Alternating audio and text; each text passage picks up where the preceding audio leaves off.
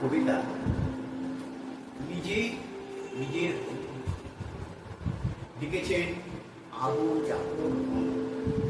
সেদিন থেকেই এক অপার্থিব শান্তি এসে গ্রাস করল আমার দেহ।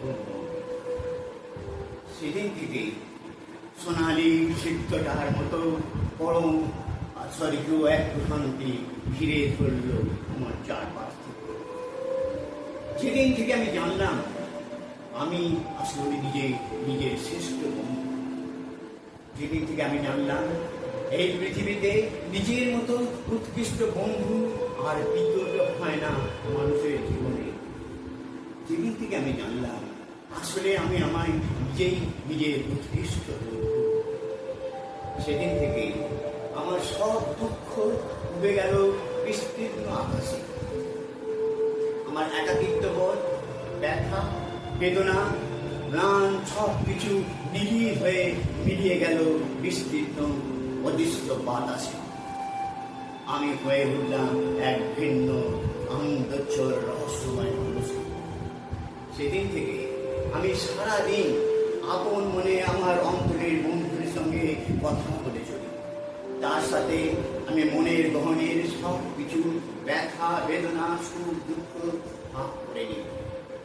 তার সাথে আমি এমনভাবে মোহাচ্ছন্ন হয়ে থাকি যাতে বাইরের কেউ আমাকে কোনো কষ্ট দিতে না পারে। এই পৃথিবীতে তাবৎ মহাযজ্ঞ চলছে চতুর্দিকে, আমি সেই সবের থেকে নিজেকে দূরে সরিয়ে রেখে মুখ হয়ে থাকি আমার নিজের গড়া আপন জীবনে।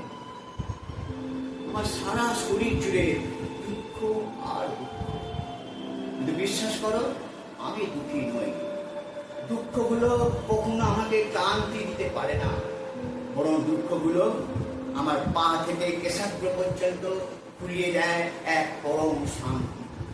কারণ আমি আমার মনের গোপন বন্ধুদের সঙ্গে ওই দুঃখগুলোকে ভাগ করে নিই। তার থেকে বের করে আনি ভিন্ন আনন্দোচ্ছল ছটপটে টোলটলে এক ঝর্ণা ধারা, শিশুর মতো উদ্দাম নৃত্য করি। সেই স্বচ্ছ টলটলে ঝর্ণা দ্বারা শব্দের প্রতিটি বিন্দু হয়ে বৃষ্টিরূপে ঝরে পড়ে আমার প্রতি কবিতায় আমার সর্বাঙ্গ। এই পৃথিবীতে প্রতিটি মানুষ একা। আমি জীবনের চলার পথে প্রতিটা সমস্যার মধ্যে দিয়ে এই সত্যকে আজ আমি অনুধাবন করেছি। কেননা ক্ষণিকের এই দীর্ঘ জীবন পথে অনেকেই বন্ধু হয়, কিন্তু শেষ অবধি কেউই থাকে না আমাদের সাথে। তাই শেষ পথে এসে আমরা হয়ে যাই একা। তখন এক একাগ্রতা, নিস্তব্ধ, দারুণ নিঃসঙ্গতা গ্রাস করে আমাকে।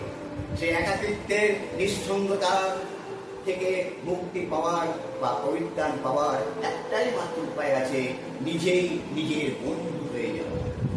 একবার যদি কেউ নিজের সর্বোৎকৃষ্ট বন্ধু হয়, তখন আর কাউকে হারানোর ভয় থাকে না। তখন আর নতুনভাবে কোনো কষ্ট আর পাওয়া যায় না। তখন এক পরম সুন্দর মধুর স্বর্গীয় শান্তি এসে ধরা যায় আমাদের সর্বাঙ্গে, আমাদের জীবনে।